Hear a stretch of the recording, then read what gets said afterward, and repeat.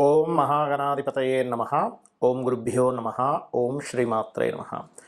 పరమేశ్వర స్వరూపమైనటువంటి జ్యోతిష, వాస్తు మరియు ఇతర అనేకమైనటువంటి శాస్త్రములను మనకు అందించినటువంటి మహర్షులకి నమస్కారం. హయగ్రీవ హయగ్రీవ హయగ్రీవేతి యో వదేత్తస్య నిస్సరతే వాణీ జహ్నుకన్యా ప్రవాహవత్. అరుణాం కరుణాతరంగితాక్షీం ధృతపాశాంకుశపుష్పబాణచాపాం అనిమాదిభిరావృతాం మయూకైః అహమిత్యేవ విభావయే భవానీం. శ్రీమాత్రే నమః. ప్రేక్షకులకి ఆ లలితాంబిక అమ్మవారి యొక్క అనుగ్రహం పరిపూర్ణంగా కలగాలని స్ఫూర్తి కోరుకుంటూ మనం ఈరోజు చెప్పుకోబోయేటువంటి టాపిక్ ఏమిటి అంటే, ఇవాళ రేపు మనం చూస్తున్నట్లయితే వివాహాలు చేస్తున్నారు కానీ వాళ్ళకి కొద్ది రోజుల్లోనే విడిపోవడం జరుగుతుంది. దానికి మేము జాతకాలు చూపించామంటూ ఉంటారు. కానీ ఇక్కడ జరుగుతున్నటువంటి తప్పిదము ఏమిటి అంటే 36 పాయింట్లకి 18 పాయింట్లు కలిసేయా అంటే చేసేస్తున్నారు. అలా కాకుండా 18 పాయింట్లు దాటిన తర్వాత ఉండేటువంటి ఆ వర్ణకూట ఏవైతే కూటమి ఉందో అది చూసుకుంటూ, దాంతోపాటు ప్రతి లగ్నము వారికి మనకి మేషం నుంచి మీనం వరకు ఉండేటువంటి 12 లగ్నాల వారికి అసలు ఏ ఏ విషయాలు పరిపూర్ణంగా చూసుకోవాలి, ఎక్కడ మనం ఫెయిల్యూర్ అవుతున్నాము, ఏ విషయాలు చూసుకుంటే భార్యాభర్తలు చక్కగా కలిసి ఉంటారు అనేటువంటి విషయాలు ఇప్పుడు మనం 12 లగ్నాలకి తెలుసుకుందాం. అదేవిధంగా ఈ విషయాలు చెప్తుంది నేనైనప్పటికీ కూడా చెప్పిస్తుంది సాక్షాత్ లలిత అమ్మవారిగా భావిస్తూ, తులాలగ్నము తులారాశి. తులారాశి న్యాచురల్గానే ఎవరి జన్మజాత చక్రంలో అయినా తులారాశిలో కనుక పాపగ్రహాలు ఉంటే వాళ్ళకి సహజంగానే మ్యాటరల్ డిస్టర్బెన్స్ వస్తాయి, గుర్తుపెట్టుకోండి. ఇది తులా రాశి అయి కాదు, వాళ్ళ జన్మతులలో ఏదైనా పాపగ్రహాలు ఉంటాయి. ముఖ్యంగా మీరు ఇది ఒక పరిశీలనగా మీకు పనికి వస్తుంది. కేతు కానీ కుజుడు కానీ ఉంటే న్యాచురల్ 7th హౌస్ కాబట్టి వస్తూ ఉంటుంది. అయితే మీరు తులాలగ్నం అనుకోండి. సహజంగా తులాలగ్నానికి ఉండేటువంటి లక్షణం ఏమిటంటే వాళ్ళు బ్యాలెన్సింగ్ మైండ్ ఎక్కువగా ఉంటుంది, ప్రేమపూర్వకమైనటువంటి వ్యక్తులు అవుతారు, లవింగ్ నేచర్ ఎక్కువగా ఉంటుంది సర్వసాధారణంగా.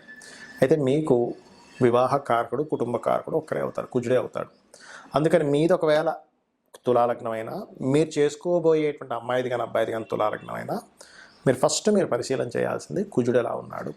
కుజుడు బాగున్నాడు అనుకోండి, వాళ్ళ పర్సనల్ చార్ట్లో బాగుండడం అంటే సింపుల్గా ఏం లేదు, శుభగ్రహాలతో ఉన్నాడు, శుభకత్తెరలో ఉన్నాడు, మంచి పొజిషన్లో ఉన్నాడు అంటే బాగున్నట్టే.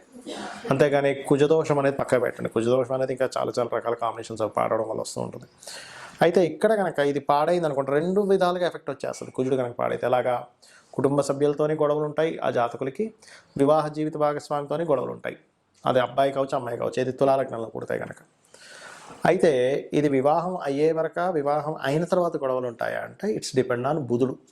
తులాలగ్నం వారికి బుధుడు ఎలా ఉన్నాడో చూసుకోవాలి. అవతల వాళ్ళది అమ్మాయితో అబ్బాయితో మీరు జాతకం తీసుకొని చూసుకుంటున్నారు. అప్పుడు బుధగ్రహం కనుక బాగుంది అనుకోండి, వాళ్ళకి ఆఫ్టర్ మ్యారేజ్ తర్వాత బాగానే ఉంటుంది. కానీ సమ్ టైమ్స్ ఏమవుతుందంటే సప్తమాధిపతి మరియు బుధుడు ఇద్దరు డ్యూయల్ సైన్ కనెక్టివిటీ అయితే రెండో వివాహానికి దారితీస్తుంది. అలాంటప్పుడు వారికి అర్క వివాహము, పురుషులకైతే స్త్రీలకైతే కుంభ వివాహము, కదలి వివాహం చేసుకోవాలి. మరి ఈ తులాలగ్నం వారికి సంతాన కారకుడు శని అవుతాడు. అంటే మీరు కనుక తులాలగ్న జాతకులు అయితే మీ శని ఎలా ఉన్నాడో చూసుకోండి.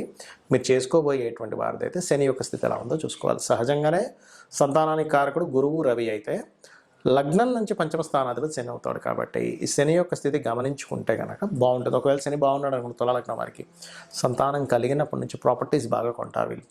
దాంతోపాటు కుజుడు కూడా బాగున్నాడు, ఇంకా బాగా భూములు అది బాగా కొంటారు. ఎందుకంటే కొన్ని వందల జాతకాలు చూసి చెప్తున్నాను నేను మీకు.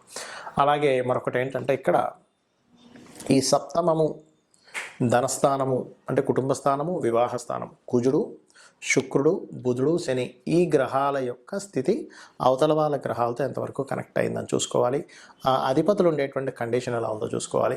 ఒకవేళ ఇప్పుడు నేను చెప్పాను ఏమంటే కుజుడు పాడేయాడు, కుజుడికి సంబంధించిన దానం ఇవ్వండి, అంటే గోవులు క్యారెట్స్ తినిపించడం. లేదా సంతాన కారకుడు పాడేయాడు, ఏం భయపడాల్సిన పని లేదు, చక్కగా నూనె టెంపుల్స్లో వాడుకోవడానికి ఇవ్వడము, బెల్లం గోవుకు తినిపించడం. లేదంటే వివాహ తర్వాత ఉండేటువంటి కారకుడు బుధుడు పాడేయాడు, పెసలు దానంగా ఇవ్వడము మరియు గోవుకి గ్రాసము తినిపించడం చేయండి, ఖచ్చితంగా బాగుంటుంది. మరి కొంతమందికి వివాహ సంబంధించినటువంటివి చూసినప్పటికీ కూడా ఒక్కొక్కసారి ఇబ్బంది అవుతూ ఉంటుంది. అంటే అలాగా వారిద్దరికీ సెట్ అయిందండి, అయినా సరే గొడవ వస్తుంది అంటారు. దానికి కారణం ఏంటో చెప్తా ఇప్పుడు నేను మీకు. వాళ్ళ పర్సనల్ చార్ట్లో ఎవరైతే వివాహం చేసుకోబోతారో మీరు అవతల వాళ్ళది కానీ మీది కానీ పర్సనల్ చార్ట్లో పర్టికులర్గా వివాహ సమయం కాదు అంటే వివాహం చేసుకోకూడని సమయంలో వివాహం చేసుకుంటున్నారు, గుర్తుపెట్టుకోండి. అది ఎట్లా తెలుసుకోవాలి? పురుషులైతే మీ శుక్రుడికి గోచారంలో శుభగ్రహాలు కాకుండా పాపగ్రహ సంబంధాలు వచ్చాయి అంటే అప్పుడు దాని అర్థం ఏంటి? ఆ గోచారంలో పాపగ్రహం ఉన్నంతసేపు శుక్రుడి మీద లేదా సప్తమ స్థానాధిపతి మీద సప్తమం మీద పాపగ్రహాలు ఉన్నప్పుడు ఆ టైంలో చేసుకోకూడదు. చేసుకుంటే దాని ఫలితం వస్తుంది. అలాగే స్త్రీలకైతే కుజుడి మీద పాపగ్రహ సంబంధం రాకూడదు. కుజుడికి కేంద్ర కోణాల్లోని, ముఖ్యంగా కోణాల్లోని, అదేవిధంగా సప్తమ స్థానాధిపతి చూసుకోవాలి. ఇది ప్రధానంగా తీసుకోవాల్సినటువంటిది. మరియు దీంతోపాటు పర్టికులర్గా మీరు కనుక ఇద్దరికి, అంటే ఇప్పుడు ఇద్దరికి సరైన సమయం అనుకోండి వివాహం చేసుకోవడానికి, అప్పుడు బాగుంటుంది. అలా కాకుండా ఒకరికి బాగుండి ఒకరికి బాగాలేదు వివాహం చేసుకోవడానికి, అప్పుడు ఏంటి యావరేజ్గా ఉంటుంది. వాళ్ళిద్దరు వివాహం చేసుకుంటే ఆ గ్రహస్థితి వెళ్ళిపోయే వరకు. దీంతోపాటు ఎవరికైనా వివాహం అవ్వటం లేదు, చాలామంది సంబంధాలు చూసుకుంటుంటారు కానీ సెట్గా ఒక్కోసారి. దానికి కారణం ఏంటంటే వాళ్ళకి జన్మజాతకంలో బలం లేదు వివాహం మీద. అలాంటప్పుడు మీరు చేయవలసింది ఏమిటి? స్త్రీలైతేనేమో నవగ్రహాల్లో కుజ శని రాహు గ్రహాల దగ్గర దీపారాధన చేయండి.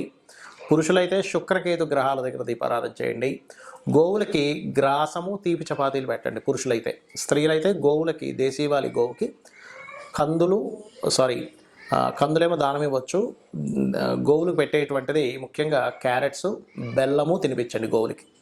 దీంతోపాటు వివాహం అవ్వట్లేదు అనుకునేటువంటి వారు ఓం కామేశబద్ధ మాంగళ్య సూత్రశోభిత కందరాయై నమః, లేదంటే వివాహం అయింది కానీ మా ఇద్దరి మధ్యన మాటి గొడవలు వస్తున్నాయి అని అనుకున్నప్పుడు మీరు ఏం చేస్తారంటే ఓం శివకామేశ్వరాంకస్త శివా స్వాధీన వల్లభాయై నమః. సమ్ టైమ్స్ ఏమవుతుందంటే మీ జన్మజాతకంలో మీకు కొంతకాలం జీవిత భాగస్వామితో ఎడబాటుగా ఉండే యోగం ఉంటుంది. అప్పుడు దాన్ని యాక్సెప్ట్ చేయండి. అది యాక్సెప్ట్ చేయకుండా దగ్గరగా ఉందామనే ప్రయత్నం చేసినప్పుడు ఏమవుతుందంటే మీ ఇద్దరి మధ్యన అనవసరమైనటువంటి గొడవలు వస్తూ ఉంటాయి. అలా కాకుండా ఒక్కొక్కసారి ఆల్రెడీ వివాహం అయిపోయిందండి కానీ సప్తమంలో పలానా ప్లానెట్ పాడవడం వల్ల మేము ఇబ్బంది పడుతున్నాం అన్నప్పుడు ఆ ప్లానెట్కి సంబంధించినటువంటి దానం ఇవ్వడం. అంటే రవి ఉన్నాడు అనుకోండి, గోధుమలు, చంద్రుడైతే బియ్యము, కుజుడైతే కందులు, బుధుడైతే పెసలు, గురువు అయితే శనగలు, శుక్రుడైతే బొబ్బర్లు, శని అయితే నువ్వులు, రాహు అయితే మినుములు, కేతు అయితే ఉలవలు. ఈ రకంగా దానం ఇవ్వచ్చు. లేదా అధిష్టాన దేవతలు అంటే సూర్యభగవాను ఆరాధించడం, రవి అయితే, చంద్రుడైతే అమ్మవారు, శుక్రుడైన అమ్మవారికి చేసుకోవచ్చు, గురువు అయితే దత్తాత్రేయుడు, శని అయితే శివుణ్ణి లేదా ఆంజనేయ స్వామిని, రాహు దుర్గా, కేతు వచ్చేసి గణపతిని, ఈ రకంగా కూడా చేసుకోవచ్చు. బుధుడైతే విష్ణువుని. అంటే అది యాక్టివ్ అవుద్ది. మీరు ఎప్పుడైతే ఆ గ్రహం యొక్క అధిష్టాన దేవతకి చేసుకుంటారో ఖచ్చితంగా యాక్టివ్ అవ్వడం. ప్రధానంగా మీరు తీసుకోవాల్సిన జాగ్రత్త ఏంటంటే మీరు ఈ సప్తమ స్థానంలోని 12వ స్థానంలో ఉండే గ్రహాలు ఎలా ఉన్నాయి, మీకు ఏ సమయంలో వివాహం చేసుకుంటే కరెక్ట్ టైం, ఏ సమయంలో చేసుకోకూడదు, ఇప్పుడు అసలు మీరు వెతుకుతున్న సమయానికి ఇప్పుడు అసలు వివాహ యోగం ఉందా లేదా, ఇవి చూసుకోవాలి.